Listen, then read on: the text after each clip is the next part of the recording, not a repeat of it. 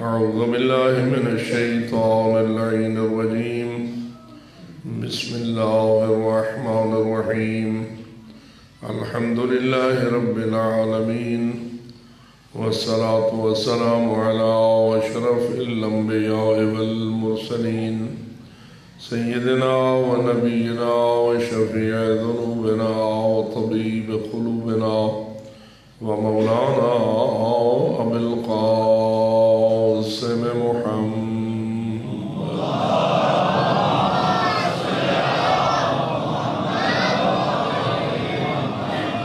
والصلاة والسلام على أهل بيته الطيبين الطاهرين المعصومين الغر الميامين المنتجبين المكرمين الذين قال الله تعالى في شأنهم: إنما يريد الله ليذهب عنكم الرجس أهل البيت ويطهركم تطهيرا.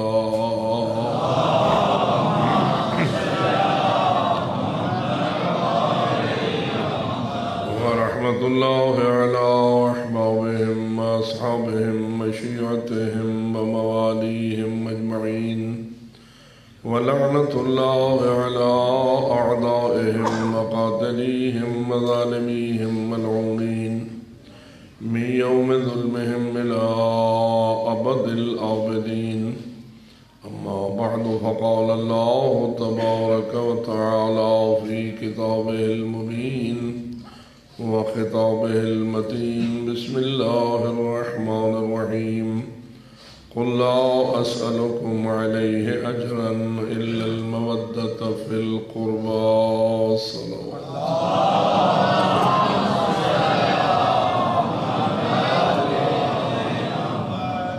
نعرہ تکبیر،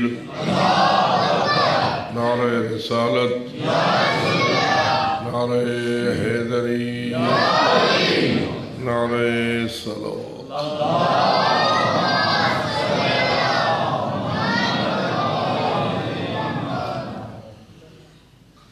شکر ہے اس رب کائنات کا جس نے ہمیں مودت فی القربہ کے نور سے منور ہونے کا شرف عطا فرمایا. اس مودت فی القربہ کو اللہ نے اس آیت کے ذریعہ حکم دیا کہ میرے حبیب ان لوگوں سے کہو کہ میں تم سے نہیں مانگتا اس معاملے میں کوئی اجرت. جو رسالت میں نے نبھائی ہے اس کی میں کوئی اجرت نہیں مانگتا ما سوائے مودت فی القربہ. باوعظ بلند صلوات.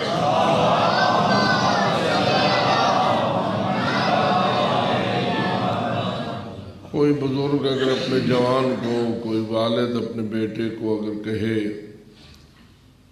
کہ فلاں کے پاس جاؤ اور اسے کہو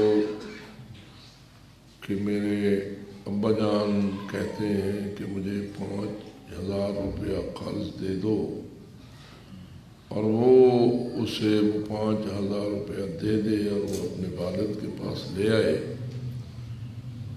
تو اب مقروض بیٹا ہے یا والد ہے؟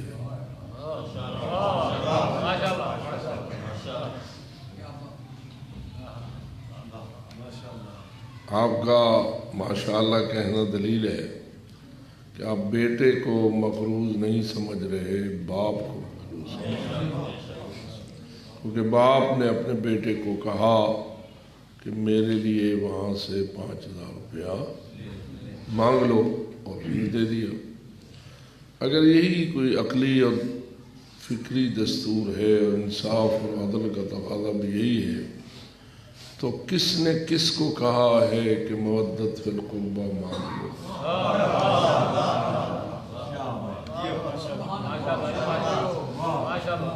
میں کبھی کبھی سوچتا ہوں کہ یا اللہ، کلام تو سارا قرآن تیرا ہی ہے، بسم اللہ کی با سے لے کے والناس کی سین تک سارا کلام اللہ کا کلام ہے، یہ کہیں کہیں قل آتا ہے اور کہیں کہیں نہیں آتا ہے، اس میں راز کیا ہے؟ کیونکہ اگر قل کہے تو بھی مقولہ اللہ کا ہے، اور اگر قل نہ کہے تو بھی کلام. مثلا یہ دو صورتیں آپ کے سامنے ہیں، ایک سورہ فاتحہ ہے، ایک سورہ توحید ہے. سورہ فاتحہ میں قل نہیں، سورہ توحید میں قل ہے.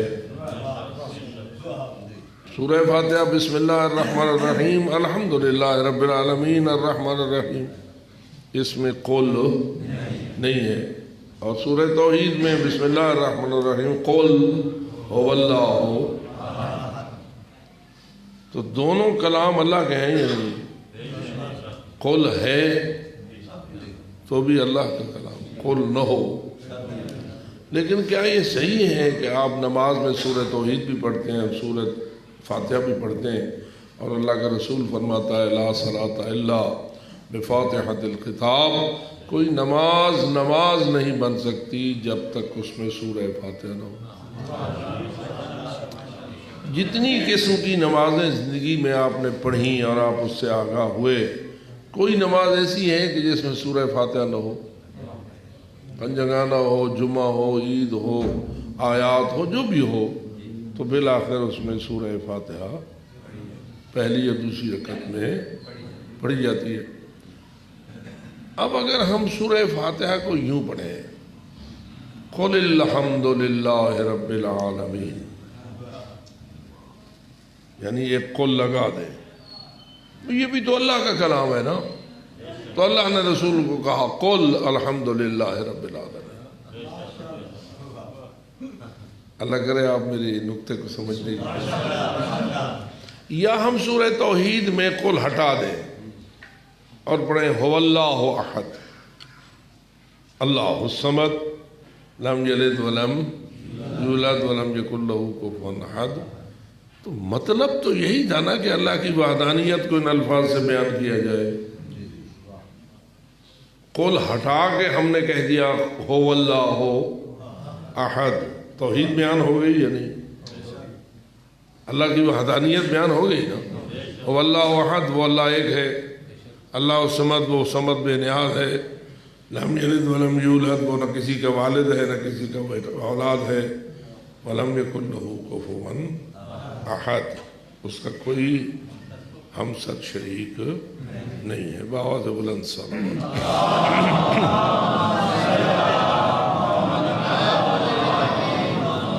کچھ اپنا پروگرام بنا لیں، ادھر سے قل ہٹائیں ادھر لگا دیں. قل هو اللہ احد سے قل ہٹا دیں اور الحمدللہ میں لگا دیں، نماز ہو جائے گی. جی یار کوئی لمبا چوڑا فرق تو نہیں ہے، بات تو وہی کی ہے. وہاں بھی ہم نے الحمدللہ پوری پڑھی ہے، فقط ایک قل کا اضافہ کیا ہے، یہ سوچتے ہوئے کہ قل کے ذریعہ تو اللہ کا کلام ہی بنتا ہے نا. قل تو کہہ دے، یعنی جو کچھ کہہ دے وہ کس کا کلام ہوگا؟ اللہ کا کلام ہوگا نا. اور اگر اللہ کا کلام الحمدللہ رب العالمین ہے تو هو اللہ احد لم یلد ولم یولد بھی تو اللہ کا کلام ہے.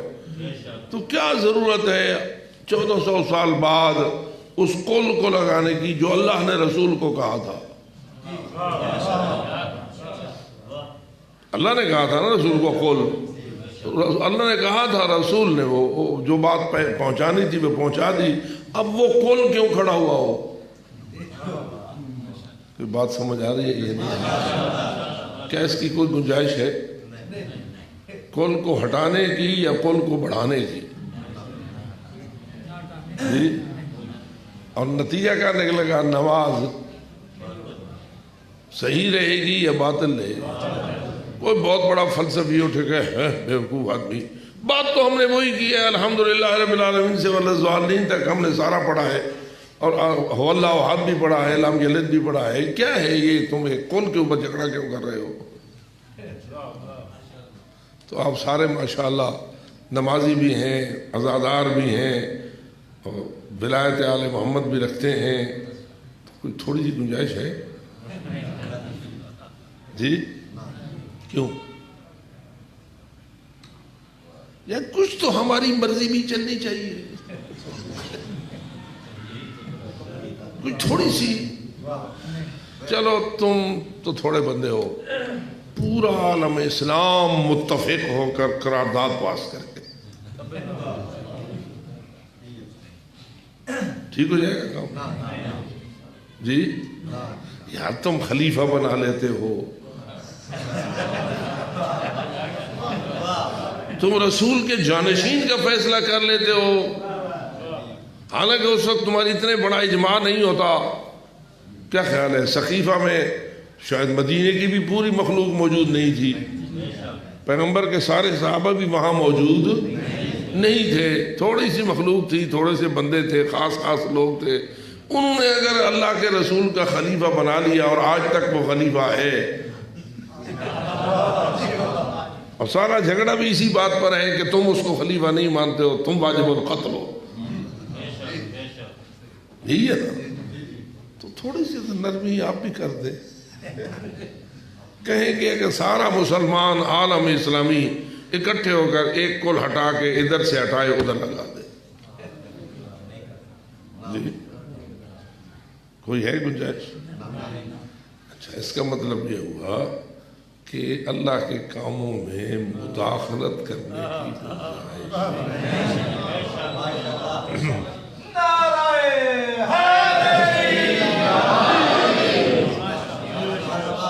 جہاں اس نے کل رکھا ہے اس کے رکھنے میں حکمت ہے، اور جہاں اس نے کل نہیں رکھا ہے اس کے نہ رکھنے میں حکمت ہے. اور جو اس کا رسول ہے اس کی کتنی شان ہے. ساری کائنات، تمام انبیاء اور رسل، تمام ملائکہ، تمام ائمہ، تمام اولیاء اکٹھے ہو جائیں اس ایک محمد کے برابر ہو سکتے ہیں؟ آواز بلند صلی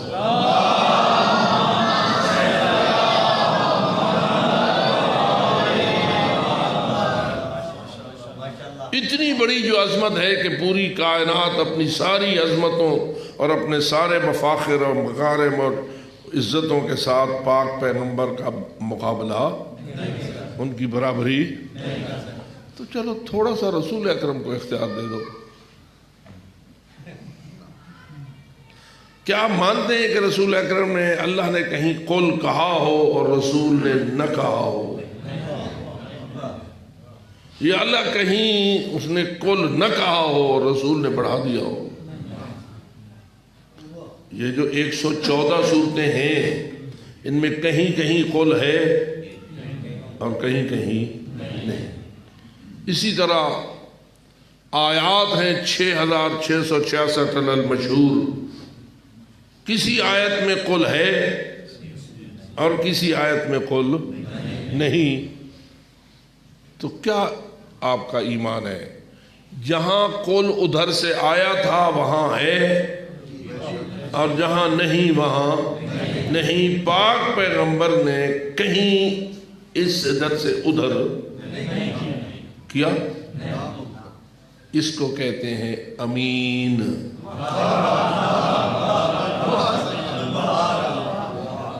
سنتے رہتے ہو نا وہ رسول اکرم کے اعلان نبوت سے پہلے جب آپ نے 40 سال بعد لوگوں کو بتایا کہ میں اللہ کا، ہمارا تو ایمان ہے کہ وہ پہلے بھی نبی تھے لیکن بات تھی بتانے کی، لوگوں کو بتانے کی. رسول اکرم نے اپنی نبوت کا اعلان 40 سال بعد کیا.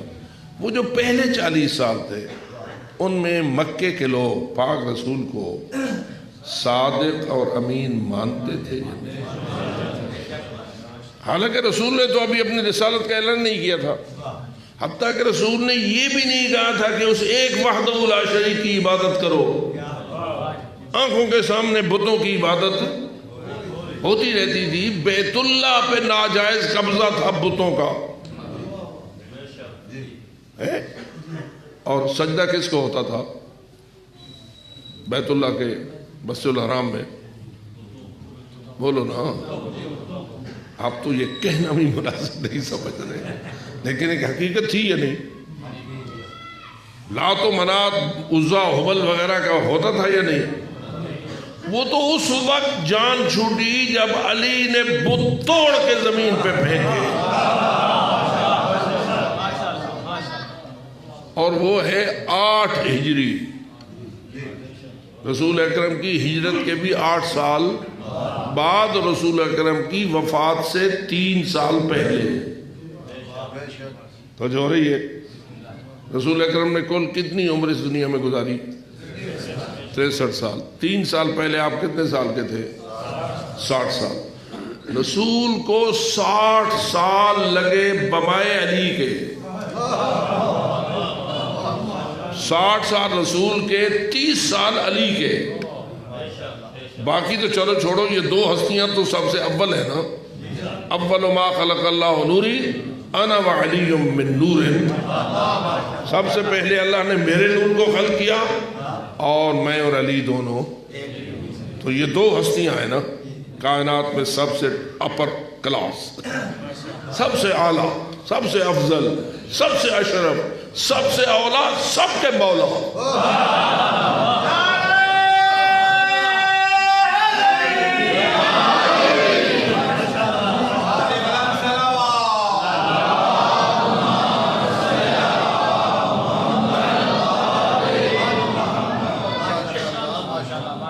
ان کو کتنی محنت کرنی پڑی؟ 60 سال پیغمبر اکرم کے، 30 سال مولا، کیونکہ علی رسول سے کتنے سال چھوٹے تھے؟ 30 سال۔ یعنی جب علی مولا کی ولادت ہوئی تو رسول کتنے سال کے تھے؟ یعنی اس وقت رسول کتنے سال کے تھے جب بی بی فاطمہ بنت اسد خانہ کعبہ کی دیوار پھٹی اور علی کو لے کے آئی، اور رسول نے ہاتھوں پہ اٹھایا، علی نے آنکھیں کھولی، رسول نے ادھر، علی نے آنکھیں کھولی اور ادھر منہ کھولا، جیسے بچے منہ کھولتے ہیں۔ علی نے منہ کھولا، رسول نے اپنی زبان منہ میں دے دی، اور علی مولا نے ایسے چوسی جیسے بچہ اپنی ماں کا دودھ چوسا۔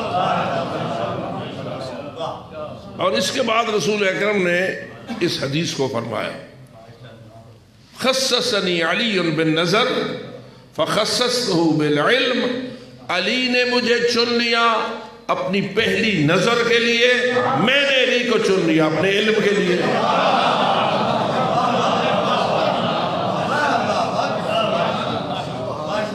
خصصنی علی بالنظر، علی نے مجھے کس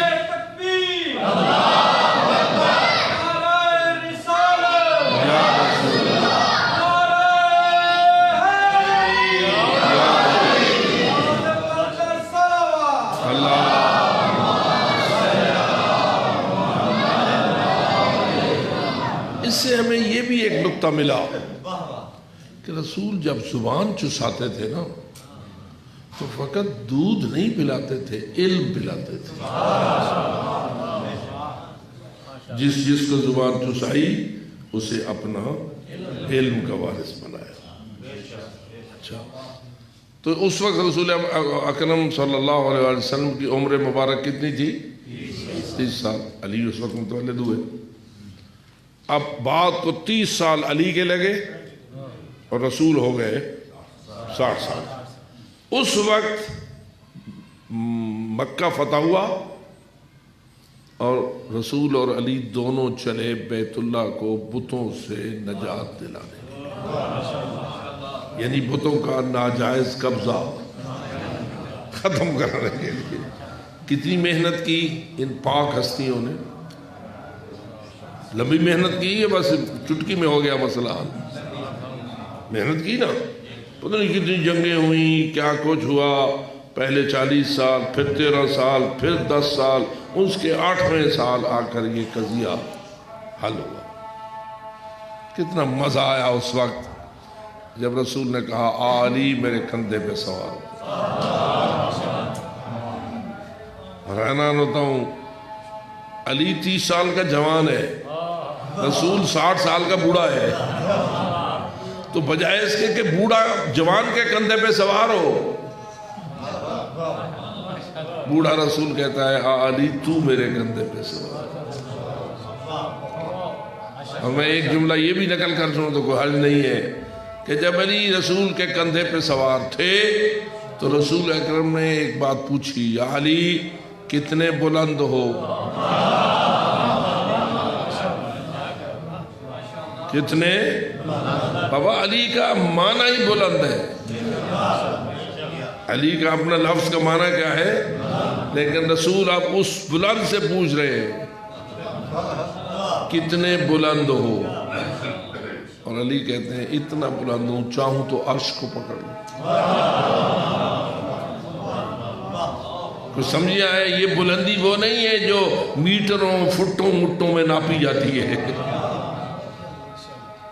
آج کل ہوائی جہاز اتنا اونچا ہے اور میزائل اتنا اونچا ہے، سورج اتنا اونچا ہے، چاند اتنا اونچا ہے، فلاں جہاں مریخ اتنا بلند ہے، تیرے وہ مریخ شریخ ان پیمائشوں میں نہیں آ سکتے جہاں علی کہہ رہا ہے۔ لیکن یہ بلندی علی کو کس کے صدقے ملی؟ پیغمبر کے کندھے پر سوار۔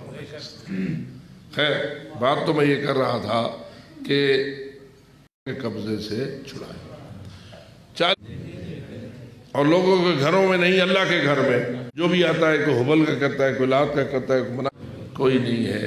رسول دیکھتے رہے کتنے سال؟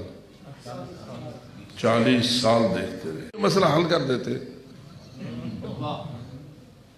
آپ اپنی جوانی میں ہی مسئلہ حل کر دیتے تو شاید کہے کہ اللہ کی حکمت یہ تھی کہ میرا جو ساتھی ہے وہ اس نے بعد کو جو مجھے دینا تھا، جس کے ساتھ مل کر میں نے یہ کام کرنا تھا۔ یہی وجہ ہے کہ جب تک علی نہیں آئے رسول اکرم نے اعلان، پھر جب تک علی تصدیق کی زبان استعمال کرنے کے لائق نہیں ہوئے اس وقت تک بھی رسول نے اعلان ہے۔ خیر اس وقت سارے مکے کے کفار مشرکین رسول کو کیا مانتے تھے؟ صادق اور امین۔ یہ رسول کو کس قسم کا امین مانتے تھے؟ یعنی رسول کی امانت کو انہوں نے پرکھا ہوا تھا نا، آزمایا ہوا ہوگا نا، یا ویسے ہی کہتے تھے امین؟ کفار کی بات کر رہا ہوں، مشرکین کی بات کر رہا ہوں، وہ کوئی رسول پہ ایمان تو نہیں رکھتے تھے، تو انہوں نے آزمایا ہوگا۔ کیسے آزمایا ہوگا؟ امانتیں رکھتے ہوں گے۔ امانت میں کیا رکھتے تھے؟ کوئی زیور، کوئی سونا، کوئی دراہم، کوئی دنانیر، یہ چیزیں امانت ہوتی ہے نا۔ اور چونکہ رسول اکرم کو جیسے امانت دیتے تھے ویسے ہی امانت دو قسم کی ہوتی ہے۔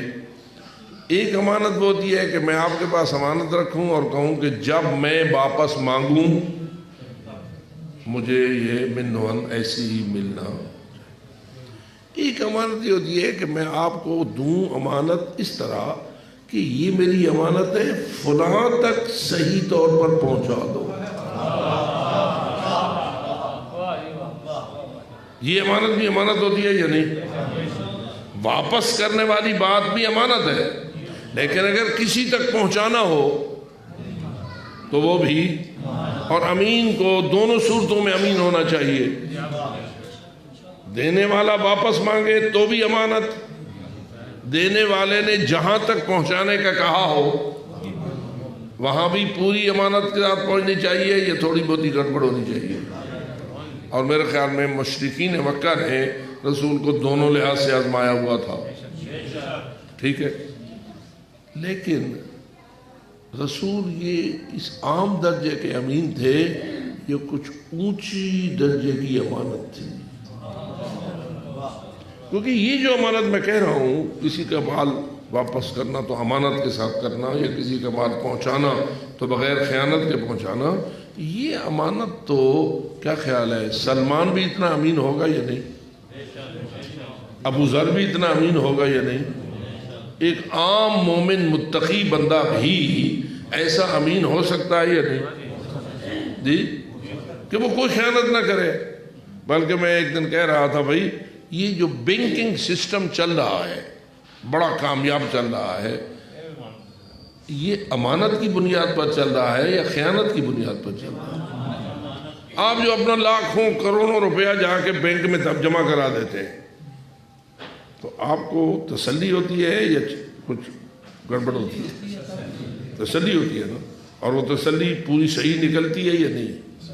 آپ کی رقم محفوظ رہتی ہے نا۔ تو اگر بینک والے خیانت کرنے لگ جائیں تو ان کا بینک کا سسٹم ہی فلاپ ہو جائے گا، ٹھیک ہے؟ اس کا مطلب یہ ہے کہ کافر ہیں لیکن امانت میں خیانت نہیں کرتے، ایسا ہے یا نہیں؟ کافر بھی ہو اور امانت میں خیانت نہ کرے تو سسٹم اس کا بھی چلتا ہے۔ یہ تو ہے مال دولت کی امانت، پیسے ٹکے کی امانت۔ رسول بھی اتنے درجے کا امین تھا، اور رسول کے درجے کی امانت سوچنا وہ کس درجے کا امین تھا۔ تو اس کا جواب یہ ہے، ایک ہوتی ہے لوگوں کی امانت، ایک ہوتی ہے اللہ کی امانت۔ سمجھ ہو رہی میری بات کی؟ ایک ہے عوام کی امانت، ایک ہے اللہ کی کوئی امانت رسول کو دی گئی، یعنی اللہ نے کوئی اپنی امانت بھی اپنے رسول کو دی۔ وہ کون سی امانت ہے؟ اس کا نام ہے قرآن۔ اس کا نام کیا ہے؟ کیا قرآن اللہ کی امانت ہے یا نہیں؟ قرآن بھی اس کی امانت ہے، اور قرآن میں جو دین کا علم خزانہ کیا ہے اللہ نے وہ بھی رسول کے لیے امانت ہے۔ جسے تو دین کہے، تو شریعت کہے، تو احکام کہے، حلال و حرام کہے، معارف کہے، جو بھی کہے، بہرحال جو کچھ قرآن میں ہے، قرآن فقط الفاظ کا نام ہے یا علوم کا نام ہے؟ جی، یہ جو حافظ قرآن ہوتے ہیں، یہ حافظ قرآن ہوتے ہیں یا عالم قرآن ہوتے ہیں؟ جی، حافظ قرآن ہونا اور ہے، عالم قرآن ہونا۔ پھر جو عالم قرآن ہوتے ہیں ان کی بھی درجہ بندی ہے۔ ایک وہ ہے جو کہتا ہے سلونی سلونی، وہ کتنے درجے کا عالم ہے؟ وہ اس درجے کا عالم ہے جس کو رسول کہہ رہا ہے انا مدینۃ العلم وعلی الباب۔ اللہ نے رسول کے سینے میں اپنا کتنا علم بھیجا؟ میں رک گیا ہوں، ذرا آپ کو سوچنے کا موقع دے رہا ہوں۔ سب سے زیادہ علم اللہ نے اپنے رسول کو دیا یا کسی اور کو دیا؟ جی، ویسے تو اس نے تمام انبیاء کو علم دیا، تمام رسولوں کو، تمام ملائکہ کو، تمام اولیاء و ائمہ کو، ہیں نا سارے جو اللہ سے علم لینے والے ہیں، لیکن ان سب میں سے سب سے زیادہ علم اللہ نے کس کو دیا؟ کوئی اور ہے؟ تو اس کا مطلب یہ ہوا کہ اول سے لے کے آخر تک، ابتدائے کائنات سے لے کے آخر کائنات تک جتنا بھی دیا اللہ نے دیا، اور سب سے زیادہ کسے دیا؟ پاک رسول کو۔ اسی کو اللہ کہتا ہے نزلہ الروح الامین علی قلبک، میرے روح الامین نے تیرے دل پہ نازل کیا۔ اب رسول کا دل یا رسول کا سینہ کتنے علم کا خزینہ ہے۔ کائنات ساری جتنے بھی علم رکھنے والے ہیں، چھوٹے یا بڑے، سب کا علم رسول کے علم کے برابر نہ تھا، نہ ہے، نہ ہوگا۔ وہ سارا علم رسول واپس لے گئے۔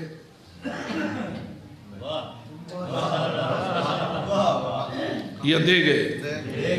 دے گئے تو کس کو دے گئے؟ اگلے تو بیچارے کوئی کپ لے رہا تھا، کوئی گلاس لیے ہوئے تھا، پتہ نہیں میری بات سمجھ آئی ہے نہیں؟ دیکھیے نا، میرے پاس وہ دودھ کا جگ بھرا ہوا اور میں وہ دینا چاہتا ہوں، جو لینے والا ہے کوئی پیالی لے کے آیا ہے، کوئی گلاس لے کے آیا ہے، تو میں کتنا ڈالوں گا؟ جتنا اس کے برتن کی.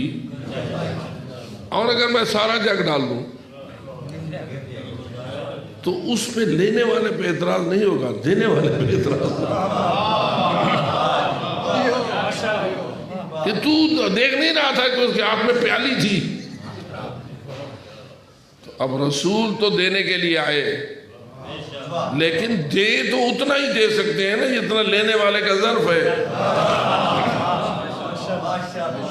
اور یہ بتائیے کہ اگر کوئی پی ایچ ڈی اپنا علم دینا چاہے اور سارے آگے بیٹھے ہوں پرائمری، جو لینے والے ہیں وہ کس درجے کے ہوں؟ پرائمری درجے کے. اور جو استاد بزرگ دینے والا ہے وہ ہو پی ایچ ڈی، تو وہ پرائمری والوں کو ساری پی ایچ ڈی دے دے گا؟ کتنا دے گا؟ جتنا ان پرائمری والوں کی ظرف کی گنجائش ہوگی.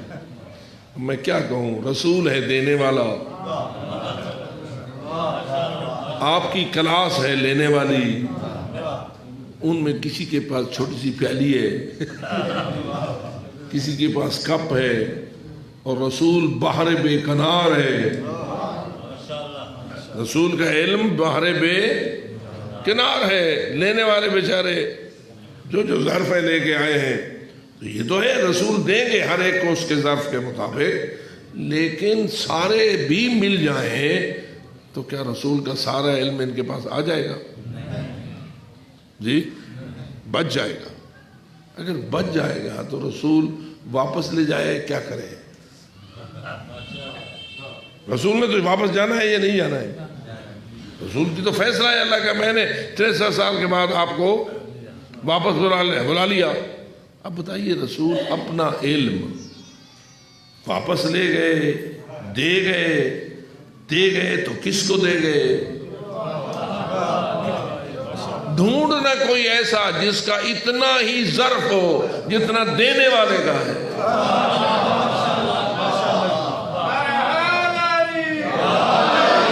اب شاید آپ کو سمجھ آئے گی اس حدیث کی جس میں رسول اکرم نے فرمایا اوعاکم علی، علی تمہارے ظرفوں میں سے سب سے وسیع ظرف کا مالک ہے. اس میں تفسیر ہے، رسول اکرم کا جملہ ہے اوعا، تم میں سے سب سے زیادہ وسیع ظرف والا کون ہے؟ علی ہے. تو پھر آپ اللہ کا رسول کسے دے گا؟ دیا تو کہا انا مدینۃ العلم وعلی، میں علم کا، علی اس کا. من اراد العلم فلیات من الباب، جیسے میرا علم چاہیے وہ دروازے پہ آئے. تو کیا خیال ہے آج 14ویں صدی 15ویں صدی ہے، 1400 سال پورے ہو گئے. اب 15ویں کا بھی عنقریب 50 سال ہو جائیں گے. کبھی ایک زمانہ تھا بچے تھے سنتے تھے 15ویں لگنی ہی نہیں. جی لگ گئی ہے یا نہیں؟ 42 سال گزر رہے ہیں یا نہیں؟ 41 یا 41 گزر گئے، 42 لگ گیا.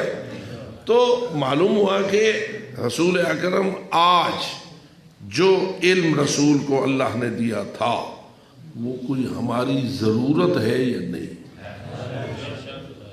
جو ہم اس صدی میں بیٹھے ہیں، ہماری کوئی مشکل کشائی رسول کا علم کرتا ہے یا نہیں؟ ہماری ضرورت ہے یا نہیں؟ زمین کی زیادہ ضرورت ہے یا رسول کے علم کی؟ جی سونے کے محلات کی زیادہ ضرورت ہے یا علم پیغمبر کی؟ جی کوئی کائنات میں ایسی چیز ہے جو رسول کے علم سے زیادہ ہمیں ضرورت ہو؟ جی سب سے زیادہ احتیاج اور سب سے زیادہ مفید ترین ہماری دنیا کی زندگی کے لیے اور ہماری آخرت کی زندگی کے لیے اگر ہے تو وہ علم ہے جو مدینۃ العلم کے سینے میں ہے.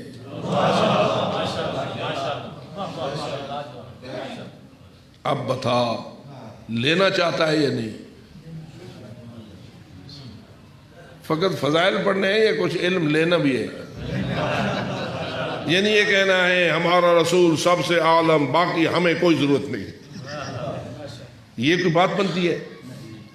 فقط قصیدہ نہیں چاہیے، اپنی جھولی میں ڈالنا بھی چاہیے۔ گداگر بن، گدا کر، لیکن کہاں گدا کر؟ اب رسول کا فرمان تجھے کہے گا من اراد العلم فلیأت من الباب، جسے میرا علم چاہیے اس دروازے پہ آ کے گدا کرے۔ نعرہ تکبیر، نعرہ رسالت، نعرہ حیدری، صحت و سلامتی علماء حق بلند تار صلوات۔ یہ سارا علم اللہ کی امانت پاک پیغمبر کو دی گئی، پورا قرآن بھی امانت اور قرآن کا علم بھی۔ میں اس لیے بات دہرا رہا ہوں کہ لوگ فقط قرآن سمجھتے ہیں الفاظ کو، بسم اللہ کی با سے لے کے والناس کی سین تک الفاظ فقط قرآن نہیں، اصل قرآن وہ ہے جو ان الفاظ کے اندر نور کے طور پر بھرا ہوا۔ اور قرآن نور ہے یا نہیں؟ علم قرآن نور ہے یا نہیں؟ جس کو ضرورت ہے ایک صلوات بھیجو۔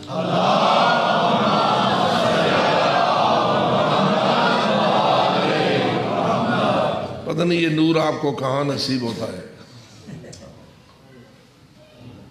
ہوتا ہے نصیب؟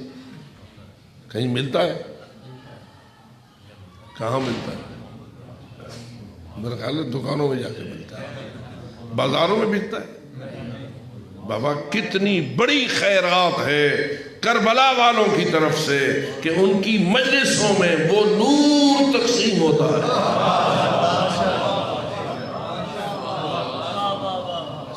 بس فقط ایک شرط ہے کہ دینے والے کے پاس کچھ ہو، اور اگر ماشاءاللہ دینے والا تجھ سے بھی کم تر ہو۔ بسا اوقات ہم دیکھتے ہیں سننے والے بڑے عالم ہوتے ہیں، پڑھنے والے ان سے کم تر، یہ معاملہ بڑا خراب ہو جاتا ہے۔ تو اس لیے اللہ کرے خدا ہمیں اپنی مجالس کی اس حد تک ترقی کی توفیق عطا فرمائے کہ اس میں نور علم قرآن بزبان ناطق قرآن تقسیم ہونے کا موقع بنے۔ خیر، یہ سارا علم اللہ کی امانت تھا یا نہیں؟ کس کو ملی؟ رسول اکرم امین بنے یا نہ بنے؟ اب تو اگر رسول کو امین مانے جی لوگوں کے درہم و دینار میں خیانت نہیں کرتا تھا، وہ لو درجے کی امانت ہے۔ بات سمجھ آ رہی ہے میری؟ وہ بڑی، میں اب اسے تھرڈ کلاس میں نہیں کہہ سکتا، اس سے بھی نیچے کوئی کلاس ہوتی ہے۔ تو مال و دولت کی امانت لو درجے کی امانت ہے۔ اصل اگر رسول کو امین دیکھنا چاہتا ہے تو اس نور کی امانت کو دیکھ جس کے لیے اللہ نے سینہ پیغمبر کو منتخب فرمایا۔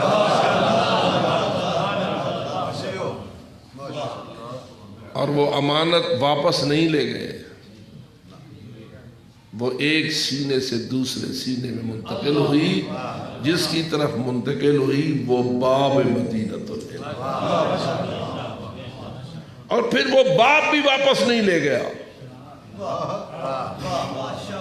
وہ باب ایک زنجیر ہے، پہلے سے دوسرے کو ملا، دوسرے سے تیسرے کو ملا، تیسرے سے چوتھے کو ملا، آج کہاں ہے؟ وہ علم جو اللہ کی طرف سے پیغمبر کے قلب مقدس میں اترا تھا آج ہے یا نہیں ہے؟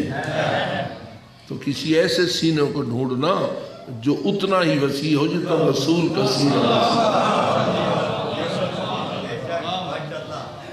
یہ وہ معرفت کی باتیں ہیں جو تجھے دیگر مقامات پہ نہیں ملتی، وہاں تو ان کو پیر مرشد بھی ایسے ہیں جو ایک صورت کو فقط الفاظ کو بھی یاد نہیں کر سکتے۔ کہاں الفاظ کو یاد نہ کر سکنا اور کہاں علم کے نور کے سمندر بہانا۔ تو اس لیے امیر المومنین نے یہ سادہ نہیں کہا کہ سلونی سلونی قبل ان تفقدونی، میرے جانے سے پہلے پوچھ لو پوچھ لو پوچھ لو. کیوں؟ انی اعلم طرق السماوات من طرق الارض، میں تو آسمان کے راستے زمین کی راہوں سے بھی زیادہ. تو الحمدللہ آپ کو ایسی مجالس نصیب ہوئی ہیں کہ جس میں اور کوئی خیرات تقسیم ہو یا نہ ہو، علم آل محمد کی خیرات تقسیم.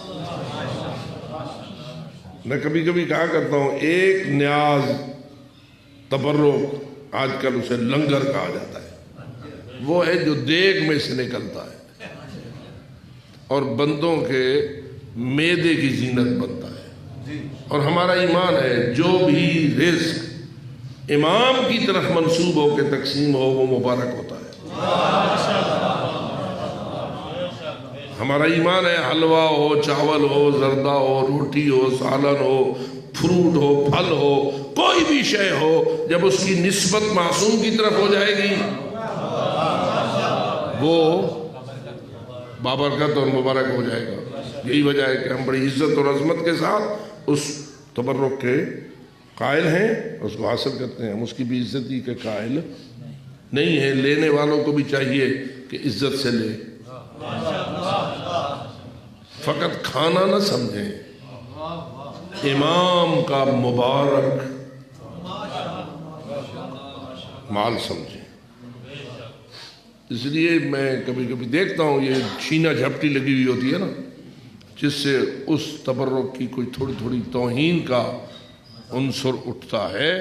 اس میں انسان کو پرہیز کرنا چاہیے. مصیبت یہ ہوتی ہے کہ معرفت نہیں ہوتی ہے. بآواز بلند صلوات.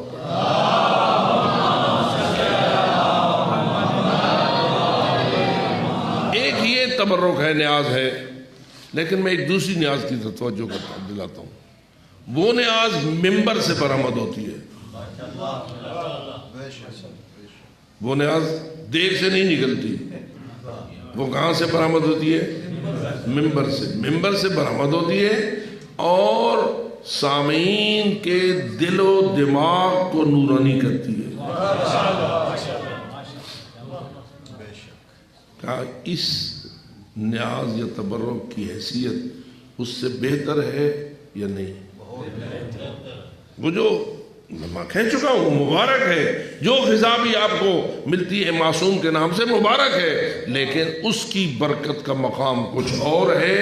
علوم آل محمد کی خیرات جو مجالس میں تقسیم ہوتی ہے، اس کے مبارک ہونے کا مقام کچھ. وہ تو کھائے گا، تیری خون بنے گا اور تیرے بدن میں توانائی پیدا ہوگی، برکت پیدا ہوگی، اس میں حد نہیں ہے. لیکن غذا کھا کے برکت کے لیے خون پیدا ہونا یہ کچھ اور ہے. نور علم سے اپنے قلب و دماغ کو منور کر کے آخرت کی گتھیاں سلجھانا.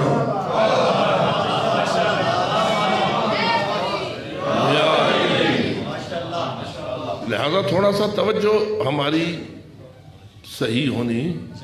ناراض تو نہیں ہو رہے؟ بآواز بلند صلوات.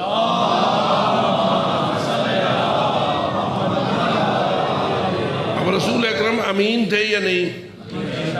قرآن کے بارے میں کتنے امین تھے؟ یعنی اتنے امین تھے جہاں اس نے کہا قل، وہاں قل ہے، اور جہاں اس نے قل نہیں کہا، کلام اس کا ہے لیکن قل نہیں ہے. کیوں؟ یہ امانت کا تقاضا ہے. امانت اس کی ہے، میں امین ہوں. یعنی پیغمبر اکرم کیا ہے؟ امین ہے. مجھ امین کو یہ اجازت نہیں کہ جہاں وہ چاہے کچھ اور میں کروں کچھ اور. لہذا دین ایک امانت ہے، شریعت ایک امانت ہے، علم قرآن ایک امانت ہے، معارف قرآنی ایک امانت ہے، اصول دین ایک امانت ہے، فروع دین ایک امانت ہے. اگر پاک پیغمبر اس امانت میں اوپر نیچے نہیں کر سکتا تو تم میں کون ہے؟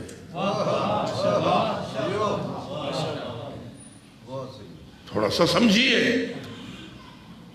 مذاق نہیں ہے. ایک شخص ممبر پہ آ جائے اور اپنی مرضیاں چلائے. ممبر پہ آنے والا بھی امین ہونا چاہیے. اگر اس سے امانت داری نہیں برتی جا سکتی تو نہ آئے ممبر پر. یہ خائن کا جگہ نہیں ہے، یہ امین کا مقام ہے. اس لیے اگر علماء کرام اور فقہاء آپ سے کہتے ہیں کہ یوں سے یوں نہ کرو، جو کچھ حکم ہے ویسے کرو، آپ جذبات میں فیصلے کرتے ہیں، اپنی مرضیاں جگاتے ہیں، اور بالخصوص پاکستان میں زیادہ چل رہی ہیں. ناراض تو نہیں ہو رہے؟ پاکستان اتنا آزاد نہیں ہونا چاہیے کہ امانت پہ خیانت ہونے لگ جائے. امانت کو امانت رکھو. کتنی بڑی امانت ہے جس میں رسول اکرم بھی ذرا ادھر سے ادھر. ذرا بتا، علی کو مولا مانتا ہے؟ کس نے مولا بنایا؟ پھر بتا کس نے بنایا؟ اللہ نے بنایا. رسول نے فرمایا، رسول نے اس امانت کو پہنچایا. یا ایھا الرسول بلغ ما انزل الیک من ربک، تیرے رب کی طرف سے، اب میرے الفاظ میں، تیری رب کی طرف سے جو امانت بھیج دی گئی ہے پہنچا اس کو. نہ پہنچایا کیا کہنا؟ کیا خیال ہے رسول اکرم نے امانت پہنچائی یا نہ پہنچائی؟ لوگوں کے بارے میں جانتے تھے یہ ڈنگے ہو جائیں گے، ہو جائیں گے، ہوئے. اور آپ جانتے ہیں رسول اکرم نے فقط زبانی طور پر علی کا ہاتھ پکڑ کے من کن تو مولا کا اعلان نہیں کیا، بلکہ خیمہ لگوایا، علی کو اس میں بٹھوایا، تمام مردوں اور عورتوں کو حکم دیا لائن لگاؤ، اندر جا کے علی کو امیر المومنین کہہ کے سلام کرو، بیعت کرو.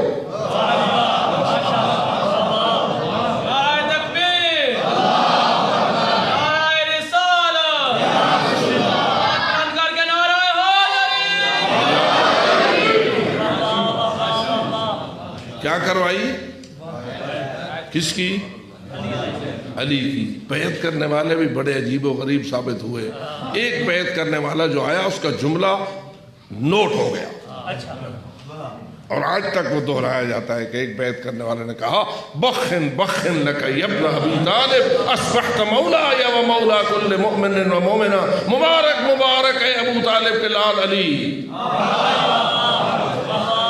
تو میرا بھی مولا، ہر مومن کا بھی مولا اور ہر مومنہ کا بھی مولا.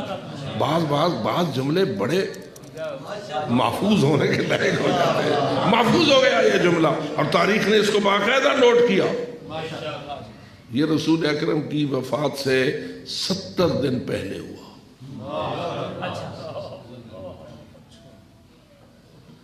مثلا آپ خود ہی سمجھدار ہیں، یہ 18 ذی الحجہ تھی نا، غدیر کا اعلان کس تاریخ کو ہوا؟ رسول اکرم کی وفات کس تاریخ کو؟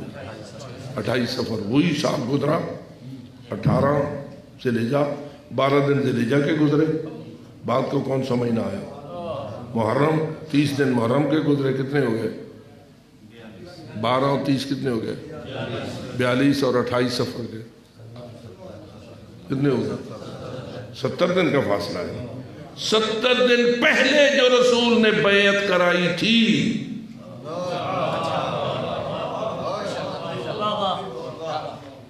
70 دن بعد اس کا یہ حال ہوا کہ زہرا کی چیخیں نکل.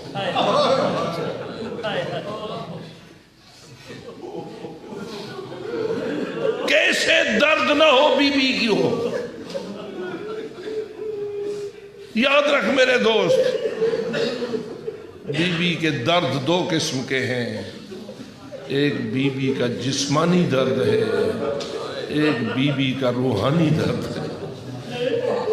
ہمارے ہاں عموماً جسمانی درد پہ زیادہ مصائب پڑے جاتے ہیں، لیکن ذرا اس بی بی کے جگر سے پوچھ تو صحیح کہ جس کے بابا اس نے 70 دن پہلے بیعت کرائی تھی. اور شاید آپ کو اس بات کی طرف بھی توجہ ہوگی کہ اس بیعت کے دن یعنی غدیر کے میدان میں زہرا بھی تھی یا نہیں؟ شاید آپ کی توجہ ہے یا نہیں، اس حج میں بی بی نے بھی حج کیا تھا، اس حج میں بی بی بھی حج پہ گئی تھی، زہرا اس حج میں موجود تھی، اور جب موجود تھی تو بابا کے ساتھ ہی واپس آئی ہوگی نا، اور میدان غدیر میں آنکھوں سے دیکھ رہی تھی علی کی بیعت ہو رہی ہے، اور پھر 70 دن بعد دیکھ رہی ہے صبت علیہ مصائب لو انہا صبت علی الایام سرن لیالیا، اور اللہ جانے وہ وقت کتنا سخت تھا جب رسول روتے تھے، زہرا کو دیکھتے تھے، وقت رسول کا قریب آ رہا تھا، اور جو وفات کا دن قریب آ رہا تھا رسول کے قلب کی کیفیت عجیب ہوتی جا رہی تھی۔ زہرا جو بیمار کرسی اور تیمارداری کے لیے موجود ہوتی تھی، رسول آنکھ کھولتے، زہرا پہ نظر پڑتی، رونا شروع ہو گئے۔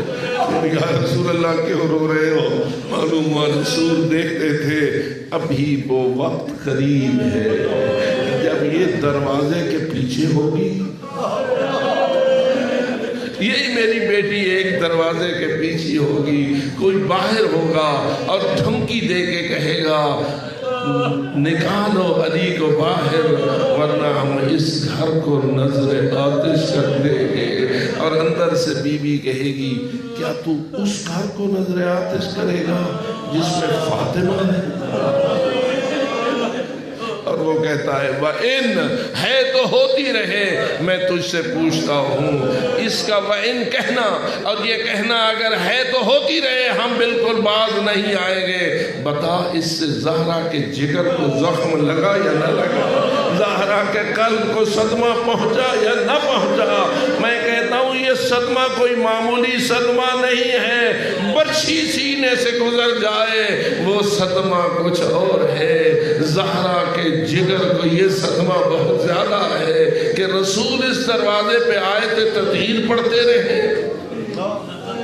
اور لوگ آگے دھمکیاں دیں، لیکن میرے عزیزو یہ صدموں پہ صدمے اور یہ صدموں پہ صدمے زہرا کو مزمحل کرنے لگے، اور بی بی کمزور سے کمزور تر ہونے لگی، اس حد تک پہنچ گئی کہ اب اپنے بستر سے اٹھنے پہ قادر نہ رہی، بستر پہ پڑ گئی اور علی سے کہتی تھی میرے ماں سرتاج میری بیماری کسی کو بتانا نہیں، میری تیمارداری کے لیے کوئی نہ ہے، میں مزید والوں کی تیمارداری کے لائق نہیں ہوں۔ عزادارو یہی ہوتا رہا، بس مختصر کروں، آخر بی بی اپنے بستر پر تھی، عالم خواب میں چلی گئی، نیند میں بابا کی زیارت نصیب ہوئی، دیکھا کہ بابا موتیوں کا محل ہے، فرشتوں کا جھرمٹ ہے، اور رسول اکرم تشریف فرما ہے، جو ہی بیٹی پہ نظر پڑی فرماتے زہرا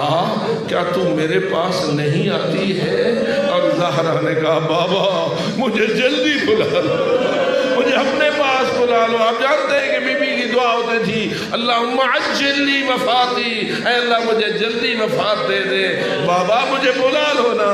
رسول اکرم فرماتے ہیں ہاں میری دختر آج شب تو میرے پاس آ رہی ہے، آج رات تو میرے پاس آ رہی ہے۔ بس یوں ہی خواب ختم ہوا اور بی بی کو یقین ہو گیا کہ میری زندگی کا آج آخری دن ہے۔ بس دو چار جملوں کی اجازت دو، آخری دن کی جب یقین ہو گیا کہ اب میری زندگی کا آخری دن ہے تو بی بی نے وہ آخری دن کیسے گزارا؟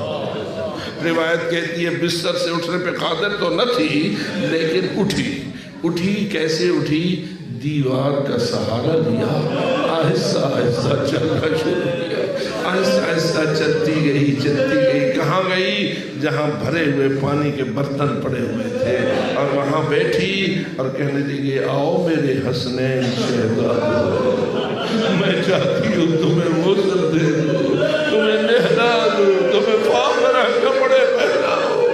بس اسی مصروفیت میں تھی کہ علی گھر میں تشریف لائے، دیکھا تو بستر پہ نہ تھی اور بچوں کو نہلا رہی تھی، قریب آئے زہرا تو نے پھر گھر کے کام کرنا شروع کر دیا، تو اس قادر نہ رہی تھی، تو نے کیوں امور خانہ داری کو انجام دینا شروع کر دیا؟ بی بی کا جواب آیا میرے سرتاج چونکہ آج میری زندگی کا آخری زندگی کا آخری دن ہے، میں نے چاہا ہے اپنے بچوں کی آخری خدمت کر لوں۔ علی نے پوچھا زہرا تجھے کس نے بتایا کہ تیرا آخری دن ہے؟ تجھے کس نے بتایا کہ تیرا آخری دن ہے؟ بی بی بولی مجھے بابا نے خواب میں بتا دیا ہے، بابا مجھے خواب میں بتا گئے تیری زندگی کا آخری دن ہے۔ اے علی مجھے تھوڑا سا وقت دو، میں آپ کو کچھ وصیتیں کرنا چاہوں گا، بس ازادار و مختصر کروں۔ بی بی ان سے فارغ ہوئی، حسنین کو بھیج دیا، بستر پہ سوئی۔ علی سر کے قریب آ کے تشریف فرما ہوئے، آ رسول کی بیٹی جو وصیت کر دیے کرو، میں وعدہ کرتا ہوں تمہاری ہر وصیت کو پورا کروں گا۔ زہرا کا پہلا جملہ یہ تھا، یا علی میں نے زندگی کا ایک طویل عرصہ آپ کی رفاقت میں گزارا ہے، آپ کے گھر میں گزارا ہے، آپ نے مجھے خائنہ نہ پایا ہوگا، آپ نے مجھے امینہ پایا ہوگا، لیکن پھر بھی اگر کبھی مجھ سے بس اتنا اشارہ کرنا تھا، علی کے آنسو بہنے لگے، رو رو کے کہنے لگے تو تطہیر۔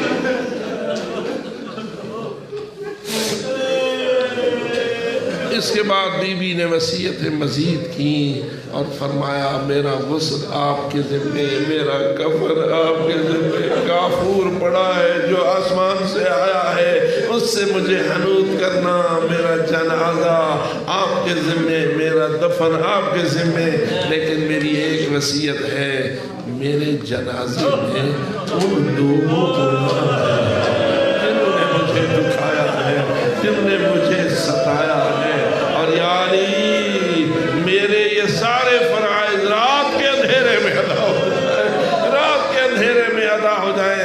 عزادارو بس آخری جملہ، جنازہ تیار ہوا اور علی نے بچوں سے کہا آؤ میرے حسن بیٹا، آؤ میرے حسین بیٹا، ہنمو وتزودوا عن امکم، آؤ اپنی ماں کا آخری دیدار، آخری دیدار کے لیے جو بلایا۔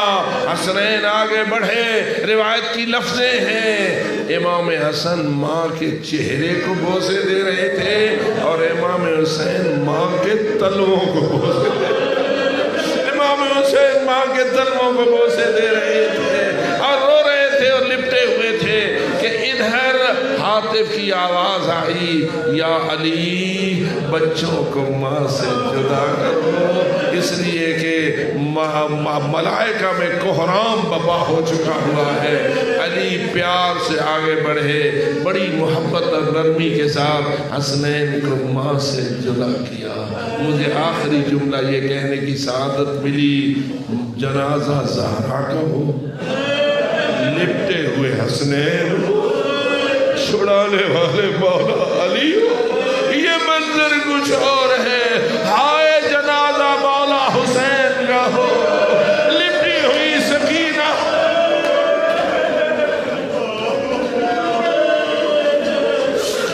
الا لعنت اللہ علی القوم الظالمین وسیعلم الذین ظلموا وہی منقلب۔